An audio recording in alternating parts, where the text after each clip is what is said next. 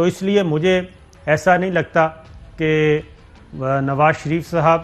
پاکستان کی مرضی کے بغیر سعودی عرب ان کو قبول کرے گا. جو میرے پاس اچھا مجھے یہ بتائیں صابر شاکر صاحب،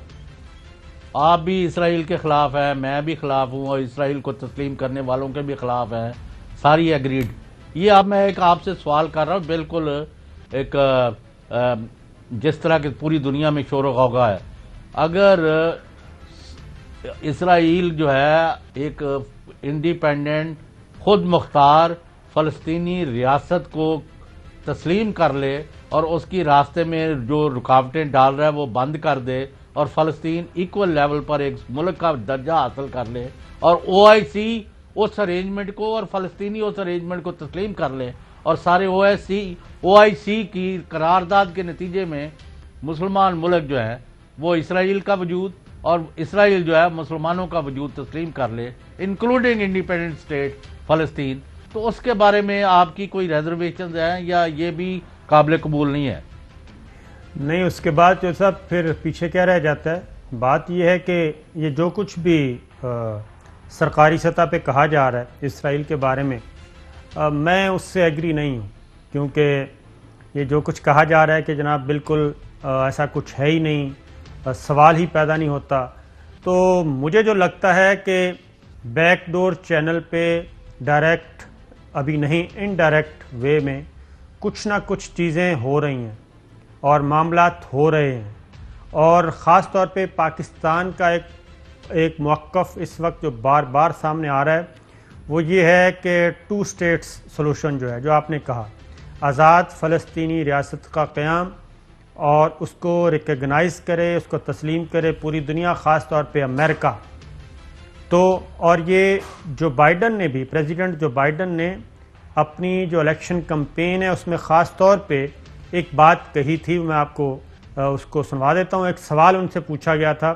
اسرائیل کی ریکگنیشن کے بارے میں،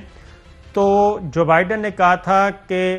یہ بہت اچھی ڈیولپمنٹ ہوگی اگر مسلم اکثریت والا ملک پاکستان اسرائیل کے ساتھ اپنے تعلقات کو نارملائز کر لے، یعنی کہ تسلیم کر لے. اور انہوں نے کہا کہ اس سے پائیدار جو پیس ہے، پائیدار امن یہ آئے گا. اور ساتھ ہی انہوں نے ایک اور بات بیلنس کرنے کے لیے پریزیڈنٹ جو بائیڈن نے کہا تھا کہ اسرائیل کے لیے بھی لازم ہے کہ وہ بھی فلسطین کی ریاست کو تسلیم کرے اور 2 اسٹیٹس سولوشن جو ہے اس کی طرف بڑھے. تو یہ چیزیں گراؤنڈ پہ جو پوری دنیا میں اس وقت ڈیولپمنٹس ہو رہی ہیں اس میں مجھے تو نہیں لگتا. سعودی عرب اس طرف، جی سعودی عربیہ آج یا کل اس طرح کے اقدامات کرتا ہے تو مسلم امہ پھر کس طرف کھڑی ہوگی؟ دیکھیں مسلم امہ جو صاحب اس وقت تو معاملات جو اسرائیل کی طرف قدم بڑھا رہے ہیں ممالک، اس میں یو اے ای، میں اس کی ایگری نہیں کرتا. میری گزارش سن لیں کہ اس وقت وہ تو ایک آئیڈیل سچویشن تھی نا، اور ہو سکتی ہے مستقبل میں کہ او آئی سی کے فورم پہ جب 2 اسٹیٹ سولوشن آ جائے اور اس کو تسلیم کر لیا جائے، پھر تو او آئی سی کے فورم پہ ہو جائے تو یہ بہت اچھی بات ہے. لیکن ایسا ہوا نہیں ہے. یو اے ای نے اپنے طور پہ تسلیم کر لیا، سوڈان تسلیم کر چکا ہے، بحرین تسلیم کر چکا ہے، اس کے بعد آپ کا مراکش جو ہے موراکو تسلیم کر چکا ہے. تو یہ تو اس طرف بڑھ رہے ہیں، کر چکا ہے، قطر کر چکا ہے، ایجپٹ وہ تو ترکی پہلے سے ہیں. اور ترکی نے، جس کو ہم بہت زیادہ طیب اردوان اور ترکی کو، پاکستان کے عوام اس کو بہت زیادہ آئیڈلائز کرتے ہیں، وہ ان کو دیکھیں تو 2 سال سے سفیر واپس بلایا ہوا تھا ترکی نے. تو طیب اردوان نے 2 سال کے وقفے کے بعد اب اپنے نئے سفیر کو اپوائنٹ کر دیا ہے تل ابیب کے لیے، یروشلم کے لیے نہیں، کیونکہ یروشلم کو کیپٹل نہیں مانا جا رہا، اور تل ابیب کو مسلم جو او آئی سی کا فورم ہے اس میں تل ابیب کیپٹل ہے اسرائیل کا. تو اس لیے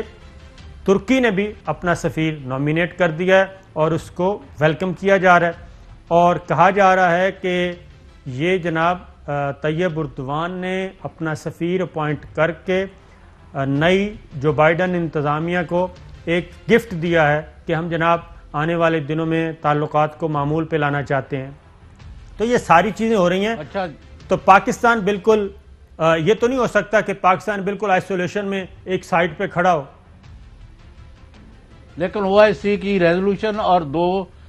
ریاستوں کے بغیر آگے نہیں بڑھنا، یہ پاکستان کا 2 ٹوک اور اٹل موقف ہے، اور اسی پر سب کو آنا پڑے گا. پاکستان ایک طاقتور فوجی قوت اور ایک بڑا ملک اور ایک ایٹمی قوت ہے، اور اس کی صلاحیت جو ہے اس سے سب واقف ہے. تو آجے واپس نواز شریف پر. آیا سعودی عربیہ یا قطر یا کویت یا کوئی اور ملک ان کو اس وقت ایک جو مفرور سمجھے جا رہے ہیں پاکستان میں، ان کو کسی طرح گلے لگا کے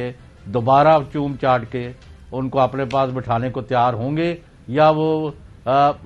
اپنی بربادی صحت کے نام پر وہاں پیزا کھاتے رہیں گے؟